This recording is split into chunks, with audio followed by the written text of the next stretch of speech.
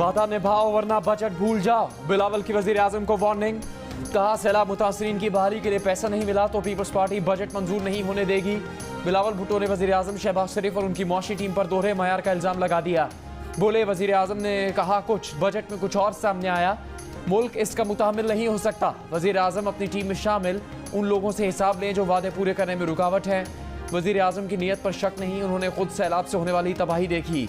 वो सैलाब मुतासरीन से किए वादे पूरे करें। पीपल्स पार्टी आवाम का ख्याल रखती है जबकि दूसरी जमातें मखसूस अफराद का ख्याल रखती हैं। कहा पीपल्स पार्टी इलेक्शन के लिए तैयार है, इत्तेहादियों को भी तैयार रहने का मशवरा।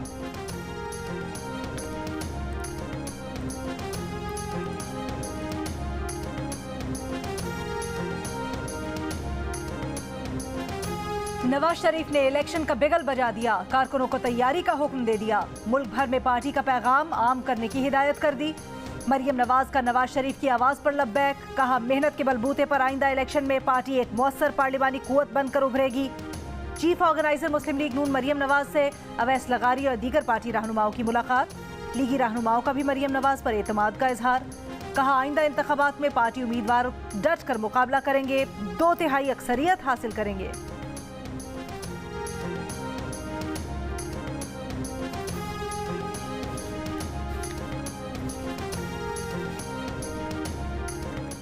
रहनुमा पीपल्स पार्टी नफीसा शाह ने विफाकी बजट पर एतराज़ात उठा दिए। कहा बजट में माली डिसिप्लिन नजर नहीं आया।